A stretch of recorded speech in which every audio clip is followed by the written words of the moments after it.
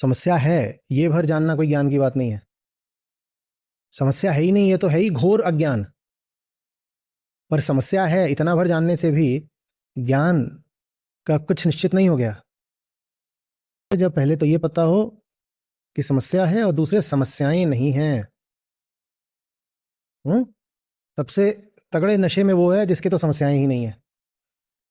मौजा ही मौजा, कोई समस्या है हाँ, जस्ट चिल ब्रो, कोई समस्या नहीं है। ठीक है, फिर जिंदगी झटका मारती है ऐसे दुलत्ती पड़ी जबड़े पे, तो फिर हाँ नहीं समस्याएं तो हैं, हाँ ठीक है, पर वो समस्या उस वजह से है और ये समस्या इस वजह से है। वो समस्या ऐसे मिट जाएगी, ये समस्या अरे वो इंसान मेरी ज़िंदगी में वो परेशान कर रहा है, उसको हट जाएगा तो समस्या मिट जाएगी। उसके बिखरे हुए चित्त में समस्याएं भी बिखरी हुई हैं और समाधान भी।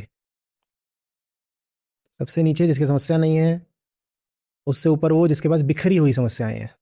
एक समस्या ये है कि प्रमोशन नहीं हो रहा, एक समस्या ये है कि बच्चे को सही कॉलेज नहीं मिल रहा, एक समस्या ये है कि पड़ोसी शोर बहुत मचाता है, और एक समस्या ये है कि अरे ये क्या है, बीपी बढ़ा हुआ रहता है। एक समस्या ये है कि पंडित जी पैसा ज़्यादा मांग रहे हैं, सस्ता वाला पंडित मिलेगा कहीं। और ये सब कितने अलग अलग तरह की है, एक है प्रमोशन नहीं हो रहा, एक है कि बच्चे का एडमिशन नहीं हो रहा, पड़ोसी परेशान कर रहा है, कितनी अलग अलग तरीके की समस्याएं हैं। ये दूसरा तल है, इसको समस्याएं तो हैं।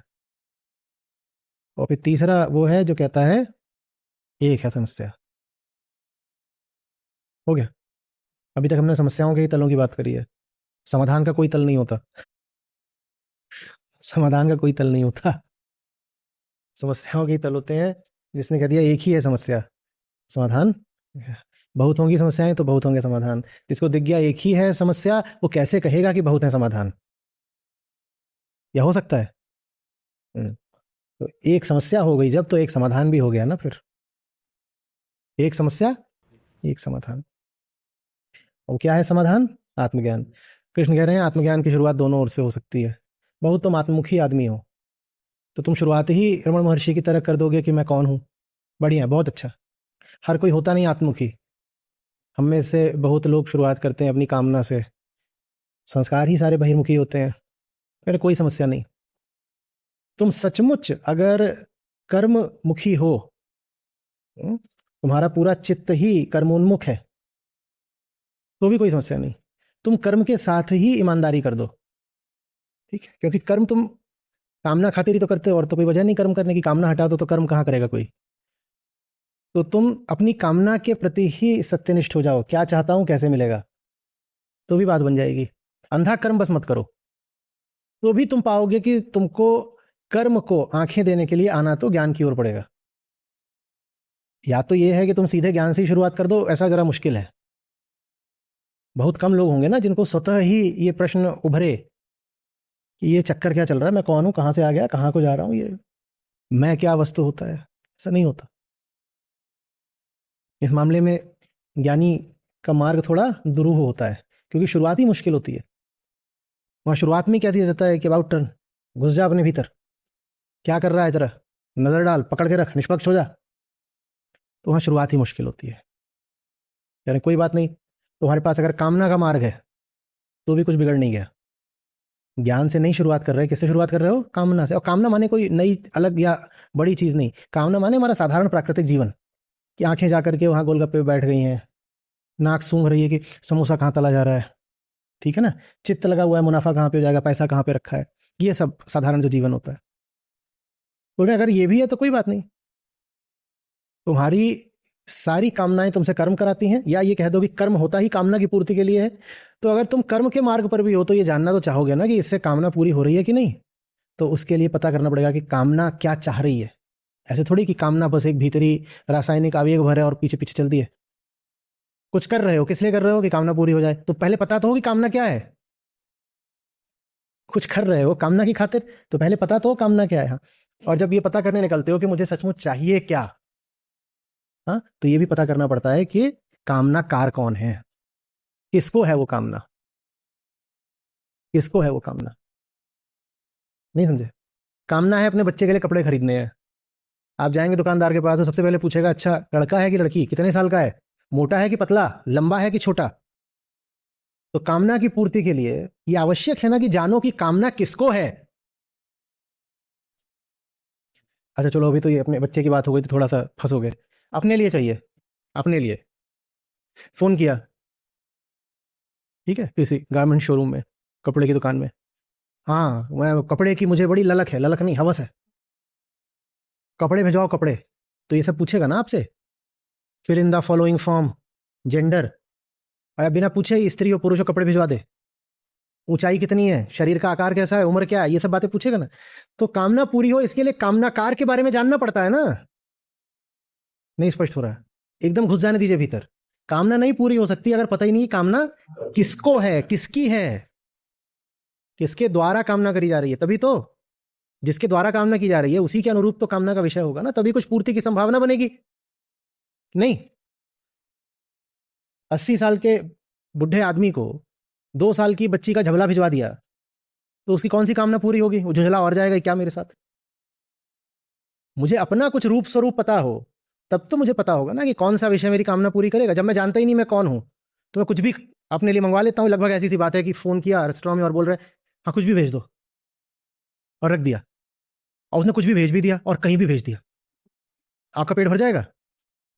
जैसा आपने फोन किया था वैसे ही उसने ऑर्डर प्लेस कर दिया, प्लेस नहीं डिस्पैच कर दिया।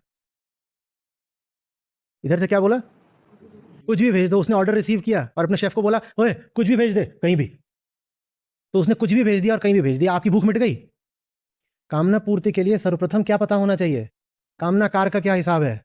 तो अगर आप कर्म का मार्ग भी पकड़ेंगे तो ज्ञान पे आना पड़ेगा। तो एकम पश्यति सपश्यति, कर्म को भी ज्ञान से एक होना पड़ेगा, नहीं तो कर्म वही हो जाएगा हाँ कुछ भी भेज दे भाई। तुम चप्पल भेज दी है उसने, चप्पल 2 प्याजा, चप्पल के 2 पट्टे होते हैं ना, दोनों पे प्याज बांध के भेज दिए। और सचमुच तुम्हारी भूख बेटा इसी से मिटनी है। खाओ चप्पल। समझ में आ रही बात? तो ज्ञान से शुरुआत कर लो तो क्या बात है। नहीं भी ज्ञान से शुरुआत कर रहे, कोई नहीं ज्ञान से शुरुआत करता, छोड़िए ना। व्यर्थ का अहंकार है ये भी सोचना कि कोई भी आरंभ से ही ज्ञानी हटाओ ज्ञान मार्गी भी हो सकता है। नहीं हो सकता। ये इंद्रियां अनुमति देती हैं क्या आत्मज्ञान की? पैदा हुए थे तो अपने भीतर देखा था मैं कौन हूं, कहां से आ गया, ये कौन सा लोक है, हे देवी आप कौन है, हम कौन है, ये इस तरह प्रश्न करा किसी से? कुछ नहीं। तो ज्ञान मार्ग से तो कोई नहीं शुरुआत करने वाला। हमेशा शुरुआत तो दूसरे ही मार्गों से होगी। आकर्षण का मार्ग, कभी समर्पण का मार्ग, कभी कामना का मार्ग, कभी कर्म का मार्ग, जितने भी तरीके के हो सकते हैं, माने सारे के सारे ले दे करके इंद्रियों के मार्ग, ले दे के सारे सारे प्रकृति के मार्ग। शुरुआत तो उन्हीं मार्गों से होगी, है ना। देखो कर्म का मार्ग, प्रकृति का मार्ग, योग का मार्ग, ये सब कर्म भक्ति और योग ये तीनों प्रकृति के मार्ग हैं। कर्म तो है ही प्रकृति में, योग में शुरुआत ही शरीर से होती है, वो भी हो गया प्रकृति में। और भक्ति में भी आप यही कहते हो कि वहां पर कोई है जो मेरी कामना पूरी कर देगा, तो वहां भी द्वैत आ गया, तो वहां भी प्रकृति है। शुरुआत तो इन्हीं मार्गों से होती है। कोई कर्मयोगी होगा, कोई हठ योगी होगा या राजयोगी होगा, और कोई भक्ति योग से होगा। श्री कृष्ण कह रहे हैं ये सब घूम फिर करके जब तक एक नहीं हो जाते तब तक कुछ नहीं देखा। जिसने एक देख लिया उसी ने देखा। अदा है, स्टाइल है बोलने की। एक देखा तो देखा, और एक नहीं देखा कुछ नहीं, जुन्नू। एकम पश्यते सपश्यते। कभी आप बोलते हो ना मैंने देखा, आई सॉ, आई ऑब्जर्व, अपने आप से यही पूछा करो एक देखा क्या? 100 तो कैमरा भी देख लेता है, 100 तो पशु भी देख लेता है। इंसान होता है वो असली जो 100 में एक को देख पाए। एक समस्या एक समाधान। और हम कह रहे हैं एक समाधान बोलने की कोई जरूरत ही नहीं है, क्योंकि जब 100 समस्याएं घट करके एक रह गई तो समाधान तो अपने आप ही एक ही बचा ना। वास्तव में समाधान ये नहीं है कि जो एक समस्या बची है उसको कैसे सुलझाया जाए। समाधान की शुरुआत यहां से नहीं है कि 100 समस्याओं को एक कर दिया, आप जो एक समस्या बची उसका समाधान कर दो। समाधान ही यही है कि 100 समस्याओं को एक समस्या कर दो, यही समाधान है। तभी हमने कहा था समस्याओं के 3 तल होते हैं, समाधान का कोई तल नहीं होता। अपने जीवन की 100 समस्याओं को एक समस्या कर दीजिए, समाधान हो गया, यही समाधान है। इसके आगे कोई समाधान नहीं होता। ये मत सोचिएगा कि पहले 100 समस्याओं को एक समस्या तक लेके आओ और फिर उस एक समस्या का समाधान ढूंढो। एक समस्या तक ले आए तो आगे कोई समाधान नहीं ढूंढना है, समाधान हो गया। जिसने 100 समस्याओं को एक देख लिया उसका समाधान हो गया। अब उसके लिए बहुत स्पष्ट होगा कि जितने अलग अलग ये मार्ग हैं, वो सब मार्ग ले दे करके मेरे लिए हैं, अहम के लिए ही हैं। समझ रहे हो बात को? कर्म किसके लिए है? भक्ति कौन करता है? तो सब मार्गों के केंद्र में कौन बैठा है? योगी भी क्या बोलता है? मेरी मुक्ति। वहां मुक्ति नहीं, वहां समाधि की बात होती है। वहां जो आखिरी चरण होता है होता है समाधि। तो समाधि भी किसको लगनी है? मुझे। भक्त बोलता है मुझे भगवान में लीन हो जाना है। किसको लीन हो जाना है? तो ये जितने भी मार्ग हैं, हम बार बार बोलते हैं, ज्ञान ही इनकी आंख है, ज्ञान ही इनका प्राण है। जो भी मार्ग ज्ञान से अभी भिन्न है, अन्य है, वो मार्ग अंधा है। चाहे वो कर्म का हो, भक्ति का हो, योग का हो, कोई और हो, बहुत सारे आप मार्ग बता सकते हो। तंत्र का मार्ग बता सकते हो, या भारत से बाहर जितनी साधना पद्धतियां विकसित हुई, आप वैसा कोई मार्ग बता सकते हो। आप ज़ेन का बता सकते हो, आप सूफियों का बता सकते हो, कोई मार्ग हो दुनिया का, अगर वो ज्ञान से अभी भिन्न है तो वो अंधा है। ये आप अच्छे तरीके से समझ पा रहे हो? क्योंकि अगर मैं भक्त भी हूं तो भगवान से किसको मिलना है? बोलो मुझे। अगर मुझे पता ही नहीं कि मेरी स्थिति क्या है, तो मिलने कौन जा रहा है भगवान से? यहां तक कि आप बोलते हो मेरे भगवान, अगर अपना ही नहीं पता तो किसके भगवान? ठीक है ना? भगवान से मिलने की भी आवश्यकता इसलिए क्योंकि मैं दुख में हूं, मैं संकट में हूं। अगर न स्वयं का पता, तो फिर कैसे स्वयं के दुख या संकट का पता? जो अपनी हालत से परिचित नहीं, वो कैसे जानेगा कि वो दुख या संकट आदि में है? तो फिर भगवान से मिलने की भी उसको क्यों अभिप्सा होगी? सब मार्गों के केंद्र में श्री कृष्ण यहां पे कह रहे हैं सांख्य और कर्म अलग अलग नहीं है। माने सीधा है, ज्ञान अगर कर्म माने जिंदगी नहीं बन रहा है, जिंदगी माने कर्म ही ना, लगातार कुछ ना कुछ कर ही रहे हो। ज्ञान अगर जीवन नहीं बन रहा है तो तुम बिखरे हुए आदमी हो, तुम चूर्णित व्यक्ति हो। और तुम्हारा कर्म अगर ज्ञान से नहीं आ रहा है तो तुम अंधे आदमी हो। मैंने पहली स्थिति में ये क्यों कहा कि तुम चूर्ण हो, चूरे हो, बिखरे हुए हो? क्यों? क्योंकि तुम्हारे हिस्से हैं जिसमें से एक हिस्सा ज्ञानी बना बैठा है और दूसरा हिस्सा कर्म का है जिसको ज्ञान से लेना देना नहीं। ज्ञान कितना हुआ ये कैसे नापेंगे? जिंदगी में है या बस खोपड़ी में है?